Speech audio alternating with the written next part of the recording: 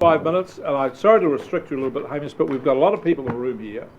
We've got a serious issue about managing closest of proximity of people, and we need to get on with this. So what we're looking for you to say to us today is something new and fresh from a Hawke's Bay perspective on this, which hasn't been generally canvassed quite widely in the media. No challenge. No pressure. No pressure. Away you go. I hope to be far less than 5 minutes, because this is just such an ever-changing landscape that every day and every hour is quite fresh at the moment. So what can I tell you? Look, for the months of March, April, May, June, and any normal tourism year, March would be worth roughly 64 million to our region, April 56 million, May 42 million, and June 42 million. As I say, there's so many unknowns, but our focus as an organisation has been on how we can help and communicate with our industry, with our sector, as much as possible. We've been helping our industry in their immediate problems and concerns, and again, that has obviously changed significantly over the last periods. There's a crucial need for sector-specific information, and our role has been very clearly that of communications and coordination, and helping keep people in the know as much as possible and connected, and that's how we will continue dealing with this in the short term. Key to this is most definitely being there as partner, as being able to collaborate, but also we are connected at a national and a regional level with national organisations, Tourism New Zealand, Tourism Industry Aotearoa, the Tourism Export Council. So we're getting so much information, and we're taking out of that specific information that we can share as quickly as possible with our industry. Most recently, Civil Defence have also asked me to chair a small discussion group around accommodation. You may or may not be aware that there are currently roughly 70,000 non-resident visitors in New Zealand. So making sure that these people are accommodated is of great importance. Probably not so many in our region compared to others. However, something that we need to be aware of, particularly those who are in isolation in self-contained vehicles, but perhaps also more importantly, those who are in isolation or about to be in vehicles that are not self-isolated, or not self-contained. So that's something that we're aware of. Other than that, as I say, key to this is communication, so I'm happy to take any questions. Can I just start by advising you that we're going to be having a virtual council meeting once a week, so that there's an opportunity for you to update us as we go on. I don't think this is the end of the conversation. So just a quick flick around the room. Anybody got any questions? Yes, Chair. Councillor Foss. Thanks very much for the brief catch-up, Hamish. So normally we have 64 million in tourism kind of revenue moving through the bay in March, 56, 42 and 42 mil through June, and that's obviously currently hit a bit of a full stop, and so that's many other industries are like that too, so that's great to have that kind of specific data, shows the value of the organisation, I guess. Are there things, is there something that you can do, as the Chair said right at the start there, so some of your staff, their normal roles obviously won't be needed at the moment. Are they able to be are they able to assist the council or other organisations further, because you have some very good comms networks and knowledge of workers in the sector, etc. So I wonder if you could just comment on that, please. The short answer is obviously yes, and most definitely lending our knowledge and our assistance. And if we have to reprioritise, and not even have to, I mean, we are willing to reprioritise and work as much as possible. Look, our organisation is normally focused on business and activities 6, 12, 18 months out. That is how we normally work as well. So my team are currently still extremely busy, as I guess every other business is, in establishing and making sure that they know exactly where they are at right now. And we will be looking for opportunities to take any of this time also to continue upskilling our local sector partners and working on workshops, because for many of our smaller owner-operators, they may well have interests in upskilling in terms of finance, cash flow, marketing, online websites, content, PR. So there's lots of areas that we can be involved in, but certainly our expertise, if it can be utilised cross council and across all councils within our wider region, more than happy to assist in being redeployed. Councillor Curtin. Yeah, Hamish, thank you for the briefings you've sent through to council. They've been most useful and gives us good line of sight on the sector. And I've got a few questions, if you don't mind, around what might be useful to help us understand what's going on. Have you segmented the tourism sector down to its various elements? Can you say how many businesses are incorporated into each segment? How many of those businesses are in trouble? What assistance can we entertain? What is the government's packages of support? What are the implications for those, and how does the sector engage and tap into those? Can you help us generally with the, if you like, the level of detail you have about the current state of the industry across the region, and your level of engagement there with those particular businesses? I know that's a wide-ranging question, or multiple questions, but can you help us understand your intimate knowledge of the sector and what you're doing about it? Okay, so the short answer is it is something that we are working on. So we're actually working on initially a survey that we're going to be getting out to our businesses. I mean, we currently deal with 180 members, and plus we have an additional 200 plus businesses that have web listings with us.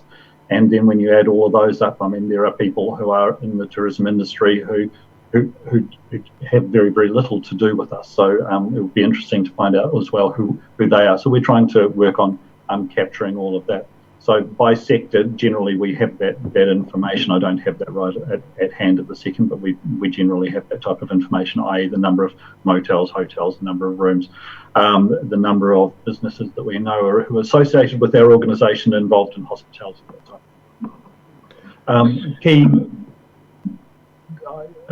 Key to our survey at the moment is also ascertaining the extent of loss and also the extent of unemployment, and also getting an idea from our businesses right now also what it is that they need from us now. We have been phoning many of our businesses, not all of them, but many of our businesses directly to have those conversations with them. And again, those answers have changed on a very, very much a daily basis. Late last week and over the weekend, many businesses were talking about what is it that Hawke's Bay Tourism can do in terms of a recovery program. That type of discussion is right now, effectively from a domestic tourism perspective, kind of off the table. So we're continuing to survey, to listen to speak with our industry as much as possible, and obviously apply that to all of the information that we're getting at a national level. So willing to also you accept emails from any of you if you've got any specific questions that we can answer you also directly if we can at the time. Charles. Kia ora, Hamish. I'm Charles Lambert here. You mentioned 70,000 visitors possibly in the country. Do we have any idea how many in Hawke's Bay? Obviously, it's of concern of our citizens. Great, thanks for that question. No, we have no idea specifically where those clusters of visitors may be, and or therefore the numbers. And with many hotels also advising us that they are in fact closing down or suspending business at this time, you get a fair idea of the number of rooms that actually are unavailable as well. Is this can this be coordinated with the government, I suppose, or with customs, or with Border Patrol? Well, of course, from a government perspective, by midnight tonight, those visitors are going to have to pretty much stay put, unless they have managed to arrange flights out, and therefore are more likely to be clustering in the gateway areas, specifically Auckland and any of the properties there. Just to report to Council, a national emergency has been declared. Did any questions for the people on Skype? Councillor Graham, Foley, Michelle? I just have one comment. You guys are at tourism at the forefront of this, especially from an economic point of view, well, actually only from an economic point of view. So we have our farmers with droughts, but you've got your own drought, you've got your own TB, and so we are thinking of you in this regard. So we know that you're really badly hit. Thank you, Rex. It's very much appreciated. That, and I'll also pass that on to our members through our communication. Thank you. Well, Michelle, you've got a question, Michelle. Yeah, one of the concerns in Wairoa are the freedom campers, very concerned, and the rest of the iwi, I believe. So that seems to be a bit of a worry. Especially if we don't know if they've self-isolated or how long they've been in the country where they come from. That's one issue, and just something to add. I worked for Kahurangi Māori Dance Theatre for 16 years, and I must have still been in a thread from the New Zealand Arts Council, so I understand that those sort of organisations that are funded by the government, that will continue. So those sort of organisations shouldn't be falling down from this, but I know that they are involved in the cruise ships for Australia to New Zealand. So so that's a little bit of a feedback I can add to that. Kia ora. Just add to the Freedom Camper, but the Civil Defence Group are looking at this with councils to come back with a policy on how to handle this. So we've got a Hawke's Bay wide policy if we can find agreement on it. Everybody's circumstances are slightly different. Work is underway on that, and we will report back to you quite shortly. Okay, any other questions?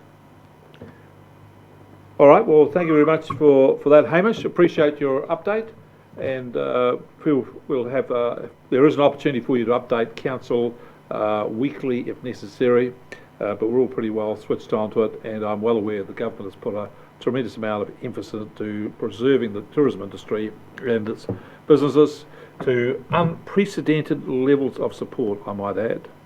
All right, thank you, Hamish. All right, next item is... Well, Mr Chair, is the report to be received? How are we transacting? Well, it actually wasn't on the agenda, Okay. so it's a non-agended item. So if you want to move a resolution to receive the report, I don't know what you'd make of that at the end of it. Well, I'll move that we receive the report from the Hawke's Bay Tourism. Okay, have a second? I'll second that. Okay. I just wanted to take the opportunity to comment on it, Mr Chair, if you don't mind.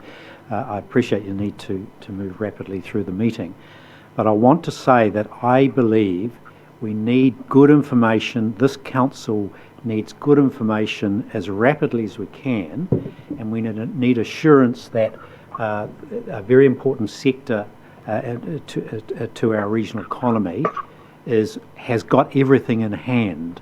Now, I am concerned that we have somewhat of an information deficit in terms of those businesses that are in trouble.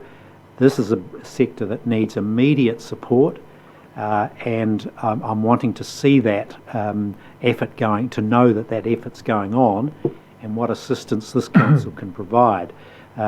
It may be that Tourism Hawke's Bay is the appropriate vehicle.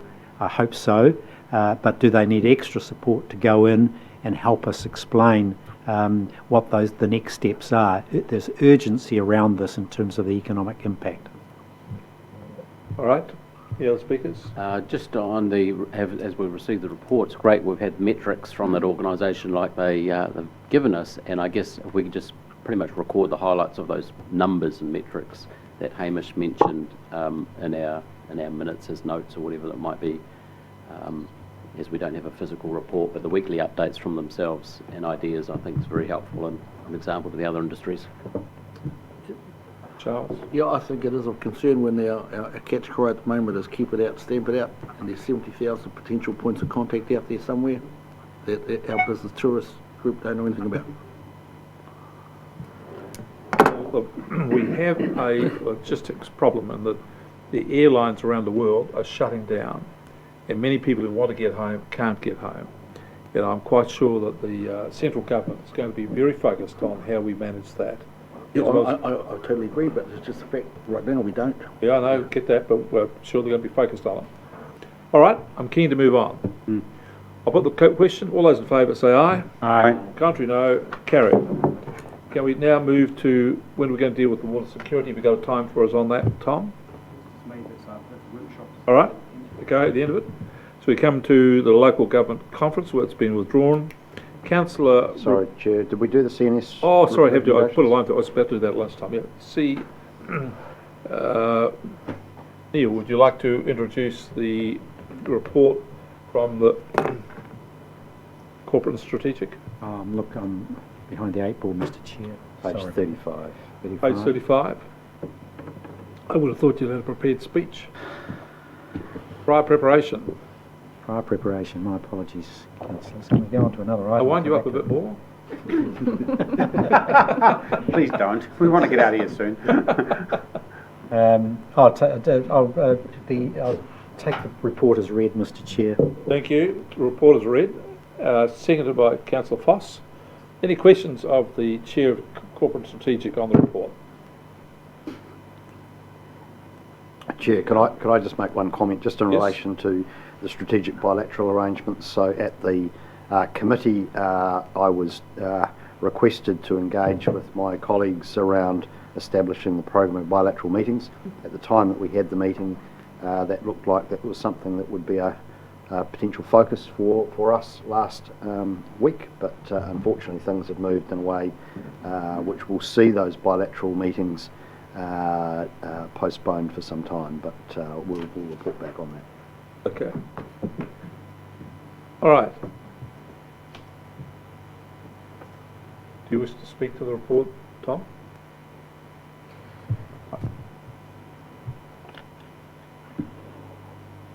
What are you pointing out there? This change to the statement of proposal for the penalty rates remission policy. And isn't that on item 19? It's later on. Right, it's later on. It's a late item, wasn't it? Yeah. It's excluded. Sorry, what's the question again? Well, Leanne's asked me about Whether you item. want to deal with it now because it was actually part of the recommendations from the Yes, okay. strategic. Fair enough. Yeah. So if it's part of the recommendations, it's in the resolution for corporate and strategic, is it not? I was going to say to you, yes, when I read these, I thought the resolutions at the end weren't as clear as I thought we would like them to have been. But anyway, I think once you look at it carefully, you figure out what they mean. But anyway, Tom, do you want to speak on this? Look, it's not my area of subject matter expertise, but just to save another person coming to the room, this is effectively just some amendments to recommendations adopted at Corporate and Strategic in relation to the method of receiving submissions in the wake of the COVID crisis. So there's just some recommendations around not receiving submissions by mail and translating that to electronic or phone call receipt of submission. So that's effectively what the first two recommendations speak to. Leanne, I just didn't land where you were at on the third recommendation in terms of the hearing committee. This is in the paper, in your supplementary paper. Yep. So it's technical. Yep. Yeah, can I just, as the hearings committee was in the line, if you like, for appointing that committee, in light of previous resolutions we've made as a council, I was wondering how we were going to get through this. Another broader question that occurs to me is that does it make sense to proceed with a remission of rates policy dealing with the fact that we're all paying in September rather than next January, when there are broader issues on the table about the rates increase, which would be subject of that remission, and where it's likely or possible that if we start talking about rates remission relative to a date of payment, conversation might become a lot broader, whether we want it to or not. And I don't know the answer to that. I'm just putting it out there.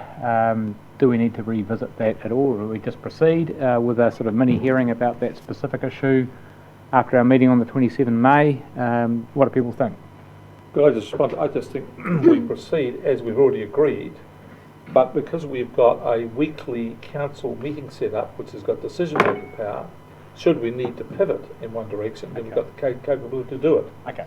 But I'd like to do the pivot once we've got a report that says we should pivot and the reasons for it, which we don't have now. Yeah, sure. You've raised issues for which we can't put some figures around yet. Yeah. We just need to see how it works. Okay, sure. So we've got that. All right. So Leanne, do we need to amend the resolution that's on decisions that? Oops, I've got the Hawke's Bay. Went one too far here. So, Chair, can I suggest perhaps the way we do it is that we, with respect to the CNS recommendations, we do all but those that relate to the Recommendations 1 and 2. 12.1, 12.2. 4 and 5 actually, the remission of penalties on rates policy. Yeah. And so so it's 1 to 3 and 6 to 12. So adopt those, then move to the other paper, and then you can just adopt those recommendations because they now supersede the recommendations that are in this paper. Okay. So are we moving 1, 2, 3, leaving 4 and 5, and the balance of those recommendations. Yeah. All right. So you're moving that, Neil? I am. Do I have a seconder? Councillor Foss. Any discussion? I'll put any up on the wall there. No, everybody's happy. I'll put the resolution. All those in favour say aye. Aye. Contrary, no. Carried. Now, recommendations 4 and 5. Councillor Curtin, are you happy to move those as well? Happy to move those. Do we need to have any discussion on the? I just want to get the thing. I want to have a seconder. Councillor Foss, is there anything you wish to add to this? It's in relation, though, to the late item. Yes. The issues in the late paper. I don't have anything to add, but others may. All clear? I'm not clear. I'm clear on 4, Yeah. in that we've decided to proceed with the statement of proposal, but I don't think 5. I think 5 has to be superseded by what we're proposing as a late item. So I would suggest that the motion in effect be 4. But as to 5, it be replaced by the recommendations Sorry, Chair, if I could just speak to that. The replacement paper, the late paper that came in, had a recommendation which was to adopt the proposed revised statement of proposal. So I think that does overrule the recommendation 4 there. It replaces it. You've lost me. Just let it process. It'll be alive for a couple of hours, an hour or so, and then the later one's going to knock it out. Yep. Oh, I see. Okay. All right. Yep. Are we allowed to revisit that in the that time frame, less than 12 months or whatever it is? We can if we wish to. All right. Everyone's happy. I'm happy. Happiness all round. Happiness all round. So I'll put the question. All those in favour say aye. Aye. Contrary, no. Carried. Right. That's that. The Local Government New Zealand Conference is gone. Council remuneration. Do you want to speak to this and just explain it? I think it's pretty self-explanatory, James, but do you think you'd like to add to this? Look, I don't. Joe, do you have anything to add on this one? No, sorry, this was a proposal from Councillor Van Beek, so around the sharing of remuneration for those that are chairs. Councillor, do you want to say anything in that regard, because you were wishing to propose this? Yeah, well, I understood that at the time when we actually set the remuneration that there was a possibility of another chair being added to it, and that we agreed at that point that we then actually would share it amongst those who were in the existing chairs. Simple as that. Well, as I recall this discussion, it was agreed that it would be on the basis where we are now, but if the chairs changed, or something changed, we would then reorganise it, and if people had to step backwards, then they step backwards on their pay. We all understood that. That's what I understand. That's still the case? That's right. So Chair, look, the paper reflects the discussion that occurred back in November. Yep. The clunkiness of this does relate to the fact that that your remuneration is not effectively, well, not strictly set by your own resolution. It is set by the Remuneration Authority, so we need to make an application to them to amend. They have to consider whether they agree with that proposal and then make changes. So it will take some time to come through. And it won't be until the determination on the 1st of July that the actual changes will be made. So the council itself has no ability to change your remuneration at any time. We can only pay you what the Remuneration Authority has determined. Nothing more, nothing less. But if we wish to change it in the future, we apply to the Remuneration Authority, they consider it, and if they agree, then it will be changed. Correct. So we're cool. And does that apply from that date, or is there sort of a reverse back pay thing happening? It applies to the date of which, so this here, will effective date will be 7 November.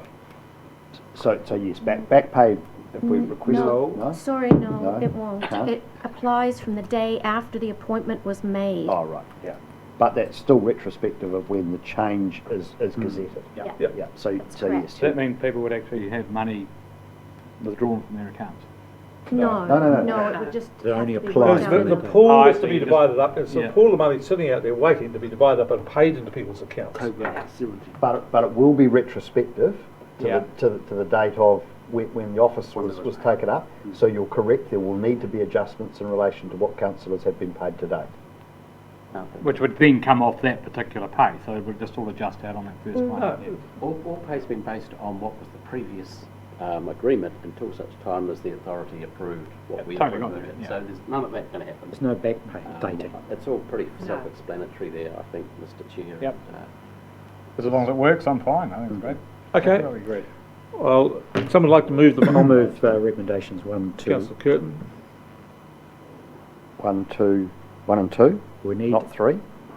So sorry, it might not be clear, but recommendation 3 is the path you will need to go down if you wish to adjust to reflect yes, Councillor Van Beek's this proposal, yes. And as That's right. as the chair's pointed out, we would do that when the circumstance arise, as opposed to initiating it now. I understand that Councillor Van Beek has been appointed the chair of the Coastal Hazards Committee. But so 1, 2 and 3. It is. Correct. Yep. So you're moving 1, 2 and 3? So, Yes? so Mr. it's Curtin, move 1 and 3 is the way 1 I... and 3. hold on, can we just have clarity? Because it says and or. Excuse me, Yes. yes, it's 1 and 2 are the ones that accept the determination. Yes. So that it gets paid Now, now, and then number 3 is so that we have the authority to go ahead and apply for the Yes. change. that's That's right. right. One, So two. it's So 1, 2 and 3. And 3. Sorry, Three. it is, you're right, it's 1, 2 and 3. So I'm back to where I was, 1, 2 and 3, and I'll move. Councillor Thank Curtin you. has moved.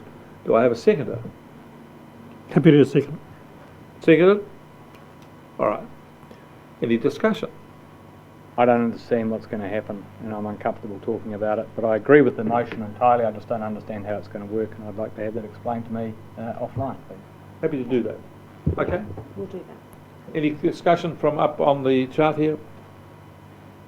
No? All right, we'll put the question. All those in favour will say aye. Aye. Contrary, no. Carried. Potential HBRC name change. Clear recommendation from the staff. Well, there was an interesting paper. I'm not going to comment any further on it. I move the recommendation that we Oh. abandon the proposal. Yeah, I'll second that, thanks. All right, we'll move it on seconder. Any thirders and fourthers and fifthers? You wish to speak? I think it speaks for itself. Okay. Anyway? We kicked the tyres on it, we've got a sore foot.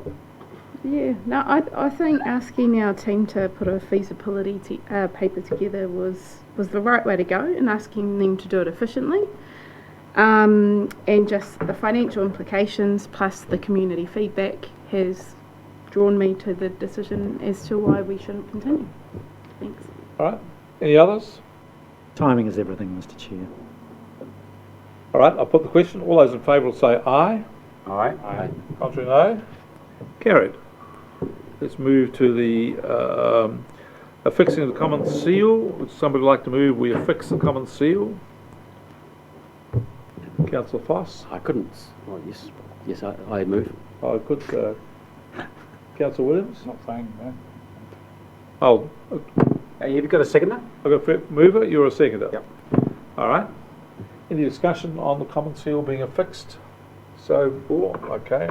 Chair, I just note that today of all days, it's particularly relevant that, of course, that we're giving delegations under the Civil Defence and Emergency Management Act to our staff. So usually we do this pro forma. Today this becomes obviously material. Absolutely. Yes, I noted that.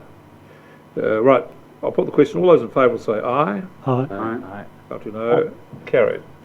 Now we've got item 17, delegations to the Chief Executive. Thank you, Chair. Look, apologies for this paper coming to you very late in the piece overnight, so I appreciate that some of you may not have had the opportunity to read it. When I met with you informally a week or so back and the COVID-19 situation was developing, I did receive at that time an invitation from councillors to bring back to you any advice if I felt that I didn't have all of the powers and decision-making flexibility required to respond to the COVID-19 situation. I've been reflecting on that situation, and I've been generally very comfortable about my decision-making and the circumstances that I find myself in.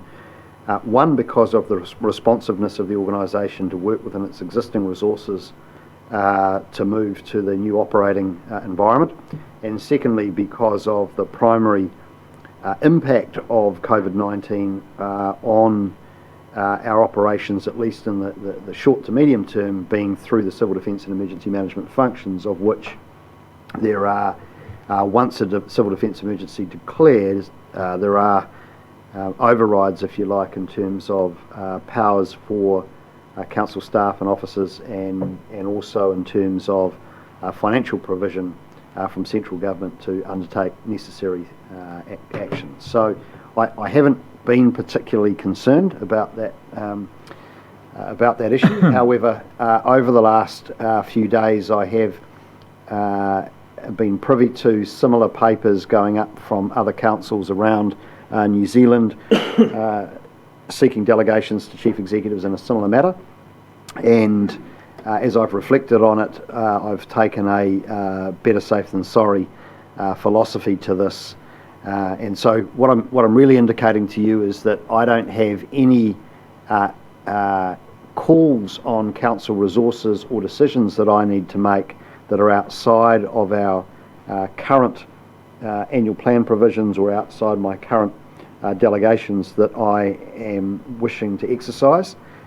This is really a precaution given the uncertainty of the situation with COVID-19, that matters could arise that do require effectively instantaneous decision making, or very, very quick decision making. So the paper proposes that where a decision needs to be taken which is beyond my normal legal ability to do so, in terms of decisions that are normally rightly made by council, particularly those that relate to expenditure or the foregoing of revenue, that I be empowered to make those decisions in consultation in the first instance with the chair of the council. If the chair of the council is unavailable, then the deputy chair, and from there the chair of the corporate and strategic, and then the chair of the finance, audit and risk. And I guess that's in recognition of the fact that the pandemic could have pervasive health consequences for staff and for governance. This would apply to anybody acting in my role, but also through formal delegation from me to group manager level. So we're really trying to cover the bases here in terms of people being unable to come together, not potentially being sufficiently well or available for consultation to make fast decision making.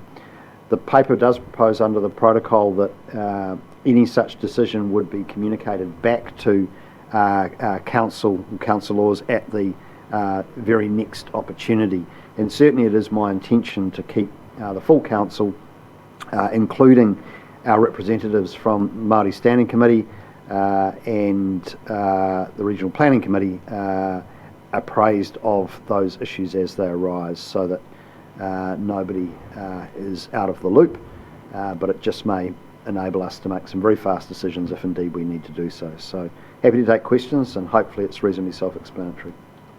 Okay, any questions? Let's go. Martin? Just on wording, the proposed amendment in attachment 1 would need a bit of wordsmithing. Yes. Obviously it refers to the Greater Regional Council, for example, but I don't want to be pedantic. It says that the delegation is subject to the following conditions. An urgent decision is required, whereas the paper says an urgent decision is required and it would be impractical to convene a council meeting. Do we want that extra, or is it just enough to say it's urgent? The second thing is, this actually requires a decision from 2 chairs, whereas the paper Correct. would just be 1, and I think that's more straightforward. Yes. But with those, was the intention, my question then, is was the intention that we are resolving specifically what's in attachment 1 or what's in the paper, because they're not quite in alignment? Yeah, no, so look, I apologise for that, and I spotted it this morning when I read the online version.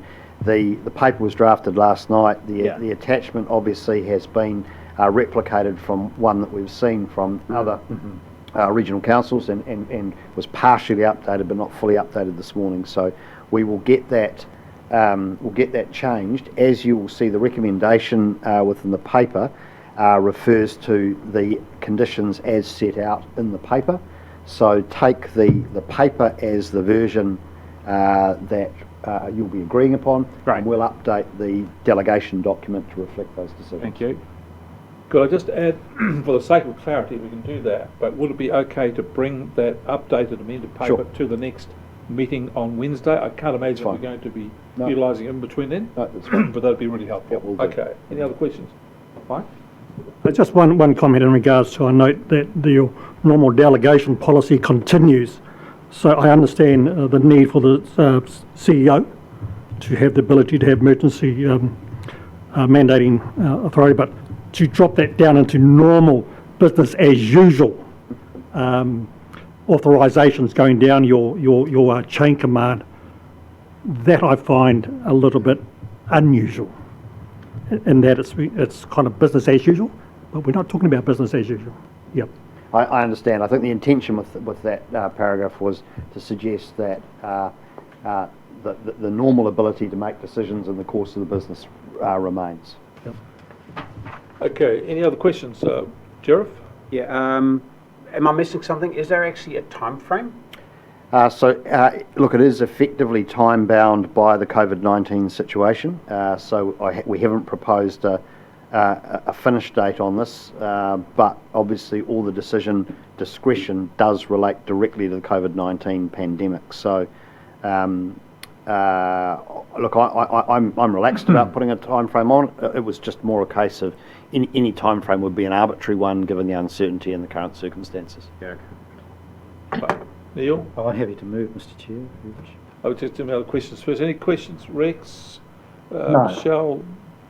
Will, anything you got there? All okay? All right. Neil, you want to move? Happy to move. Second. Take it up.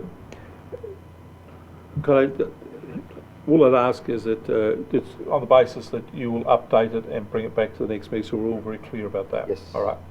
Okay, any comments anybody to make? All right, I'll put the resolution. Hang on, Mr. Chair. I do want to make a comment. You want to speak? Okay. Yeah, just very briefly, and very happy to see this recommendation, James, here. You ought to have that ability to act as you see fit. And I want to give full encouragement to you as Chief Executive that if there are initiatives that you need to take, particularly in regard to fast action, either in protecting staff or in initiating economic recovery, I want to see this council well ahead of the game, and the ability to use its balance sheet if it needs to step in and support the whole region judiciously and discreetly based on need. And I encourage very active engagement to make sure we've got the facts in front of us. The other element of this resolution and the reporting requirements thereof, I would like to see active engagement of all the councillors around this table as leaders in their community to contribute to that effort wherever it's possible. For example, we've had the opportunity for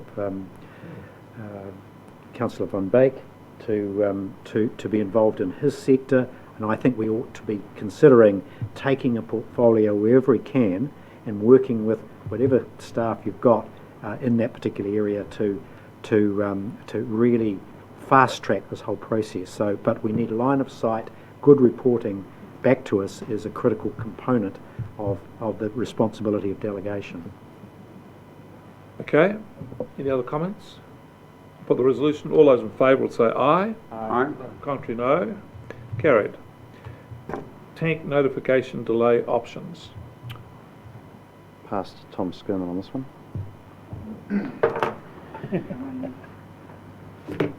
Bring your head back. You going to be able to do that? Yep.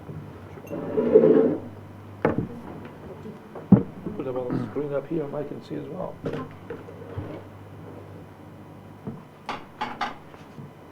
Wouldn't be a good meeting without a tank discussion. We're tanked. You'll obviously be aware that following the RPC and the council extraordinary meetings last week or the week before, that tank plan was notified with the intention to formally notify the plan on later on this month, on the 28th of March. So this paper really puts in front of you, and I'm sorry it's come late, but things have moved rapidly. Just the sense of putting the community through a notification process on such a significant plan change, and sets out a number of options in terms of do nothing and continue to notify, to notifying but with an extended submission period, or quite simply just to defer the notification for a month, and in doing so that will also probably give you the opportunity to reconsider that decision and maybe even consider at that stage a further delay at that time. It's a significant plan change. It affects an enormous part of the region in terms of its impact, and particularly affects central government agencies in terms of the people who would be interested in submitting on it, central government agencies, territorial authorities, iwi groups, and water users. So it's just a balance that needs to be struck. There are certain advantages for having the plan change notified, because some provisions sort of begin to carry weight, but that needs to be balanced against the potential impact and perception of proceeding with formal notification on the 28th. Look, I totally understand the logic of this. My only concern is that we put the plan change at some sort of risk if events take over. Is there any downside, as staff see it, from a staff perspective, in simply notifying on the date we intend, but having a 3-month submission period? Is there any reason why that doesn't work for staff? The first month is effectively moot, but that was my inclination on reading this. Get it out the door, but just tell everyone, stand down for a month. It's then legally in effect. The staff, if they are able to, can back office process the 200 consents that are tracking their way towards the hearings committee for tank. On renewals, we've got a legally effective framework, which was what we were so keen to have. So just some comment on that, Tom. So I mean, I think that's the judgment call that we're putting to you. I can't, in terms of the team that will handle the submissions. They are over half that team, and probably more as of now, are being seconded into civil defence roles. So I have very little confidence that we can manage anything on the way in. I think take the point around consents, and that's just going to have to be part of your overall balancing. And I mean, I'd happy to take guidance from from elsewhere. On one hand, you've probably got a lot of people who are sitting around who probably have plenty of time to be briefed and to prepare submissions. And I think if we make a commitment, not to further move the tank plan change, so that people can see what it is, there's nothing stopping them actually commissioning planners, lawyers, experts to do that work. And so, with a degree of confidence that they're working with the document. But I think the balance you have to strike is between the points that you've raised around having operative provisions or having provisions that have effect and allowing other work to do, to how would that be received by the community at this time. Can we notify it? Could we get advice on notifying it on the date intended, but with submissions not starting for a month and then running for the original 2 months? Is that possible? It seems to me that you can notify and then there has to be a submission period, but I'm not aware of a provision that says the submission period has to start on the date of notification. Maybe there is. Is that an option as well? Look, so it's not an option I've explored, I suppose, in some respects. In terms of I know we have once we notify, we have a 2-year, yes. The clock's running, but whether under the circumstances, we'll be held to that. So I think it's probably, it's either, a 3-month submission period or, a delay and then 2 months. It's probably neither here nor there. Councillor Foss. Is there a possibility with a state of emergency that impacts the lodgement or the notification or the submission time or anything? I can speak to that briefly. I've just had an email from the Chief Justice where the Law Society is asking for urgent feedback on all timeframes under other statutes that may need to be revisited urgently, and therefore the implication, as I told it, was that they are not covered in what was passed this morning. So that's going to be a next thing. Right, okay, so to that point, I just reiterate status quo actually, and Councillor Williams' points of exploring status quo but with a longer period just to get in the system. But at the end of the day, we're take your advice. Oh, sorry. I don't have a speaker in front of me. I don't know if they heard me. All right. So, any other comments on this? Rex, you look like you're about to pounce. No, I'm going to have to take Tom's advice. I'm a bit like Martin, though. I'm really worried. It's taken so much energy and so much effort to get to this stage, and I'm very loath to go back to the drawing board on it. But I take on board what he's saying. But also listening to Martin too. Do we have to? When we have to consult with the public clearly, but through 3 months without doing that, and therefore. We still have the plan change notified. Well, just to reiterate, just tell us again in short, what is your proposal here, Tom? I just want to get this clear. Proposal is to defer the notification date to, I think, the 2nd of May from the 28th of March. And so we notify on 2nd of May. 2nd of May, and we follow normal processes. Well, yeah. So I think the recommendation is a 9-week. Proposal, and so that way, and you will be in a position closer to that time, having had a council meeting, to reassess that if you want. Or I think that's exactly the point. Is we're going to have council meetings regularly. In the light of events, we could change that recommendation, could we not? Yes. Mike? Yes, I just wanted to support in regards to Tom's recommendation, especially in regards for Māori. Māori will need the opportunity to consult back at that marae hapu level, and that's a whakānui ki te kānui consultation. That can't be done through lawyers, through consultants. It has to be face to face. Given, especially for Heretaunga, the amount of interest we have in this space, we've been involved right from the start. It would be a shame, if you like, to rush this last bit of it, just to get it 1 or 2 months ahead of itself. Kia ora. Okay, well, I'm happy to move Tom's recommendation. Do I have a seconder? I'll second that. Seconder Martin. Any discussion? Question, would that mean that because we changed the date on a agreement that we have with the RPC of a date, do we then need to go back to the RPC and actually get their approval on it? my advice to you would be that this is something that you have the discretion to determine. Okay.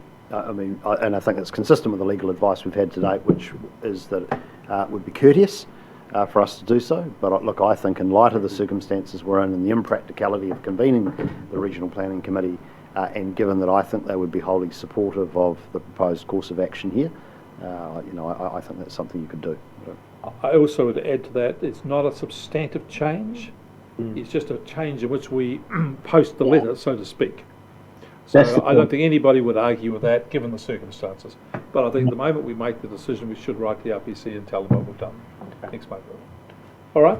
Yeah, if I could just briefly speak to the motion as a seconder. There you go, yeah.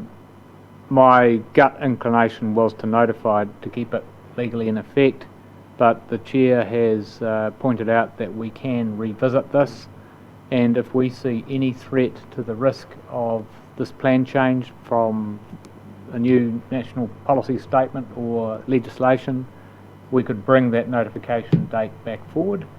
That is my only concern. I'm otherwise completely behind what you've just shared with us, Mike, and understand it well. So, provided we can be agile with this and no one's going to say, oh, understanding orders, we can't revisit the resolution, then I'm happy to have seconded it with that agility in place and understood.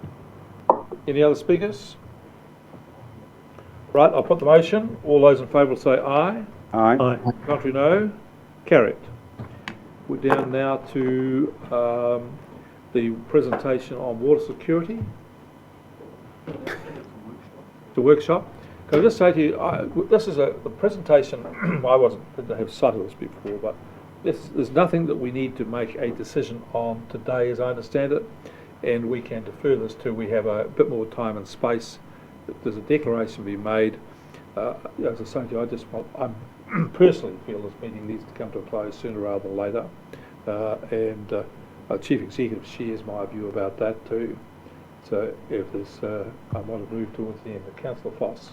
I agree that with the meeting to close, yes, because that's a quick workshop, and I understand it's a 5-minute, just feeling the council's general agreement with the direction they're taking. We're talking 5 minutes to allow them to continue.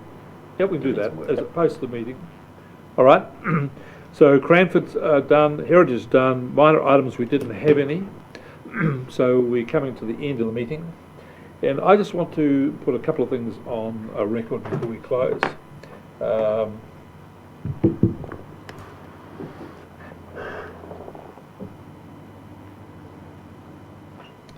James, it's tough.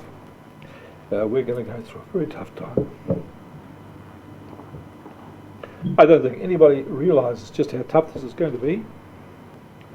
They have people in their homes locked up for 4 weeks. This is going to be unimaginable. The stresses on families, the stresses on businesses. I just can't think the way through this. I've been reading the numbers that the government's put into this, and I cannot think of another time when the Crown has gone and said it will guarantee personal loans for businesses. Unprecedented. And I don't think it's stopped there. So circling back to the point that Neil made about how we go on to look at recovery and so on, the government is bulldozing unbelievable sums of money into the economy, and we are almost insignificant in comparison to that. I think we need to wait and watch to see how it pans out and be ready and able to move fast. I'm really proud of this council in the way, oh God. Doing good, Rick. In the decision we made about managing ourselves, managing our risks, and the fact that we're going to meet weekly on Zoom and in a virtual space. We've given ourselves unprecedented powers. We've given ourselves flexibility. We've given ourselves the ability to do things. Fuck. I put up on the screen here a thing which Sandra got. And I think it's just fabulously beautiful. I Can't will. see it. Home Piglet. Going home. Because it's the best thing to do right now. I just want to wish you all, every one of you, the very best. This is going to be so challenging. Thank you, Nick. So challenging. And it's going to put enormous pressures on us all. But I have, again, with this, I've never seen public support for the decision as huge as it is at such levels. We have very strong communities, high levels of trust, and I believe that we're going to get through this, but there will be pain. We've been through huge things before. We've been through the earthquake here in the 30s, where our communities came through and we survived. We've been through other things. We'll get through this too. But I just feel for those families. I feel for the elderly. I've got an elderly relation. I found her the other day on Sunday in tears, stressed to the max, frightened, fearful for her future. I did the best to comfort her, but I know that she will be one of many. There'll be many people out there who are in their homes who will be worried desperately about the future. No one believes this will be over in 4 weeks. So how long is it going to be? How long do we have to suffer our way through this? We're going to need all of our strength.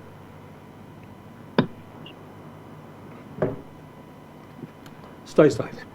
Meeting closed. Chairman, so we close with a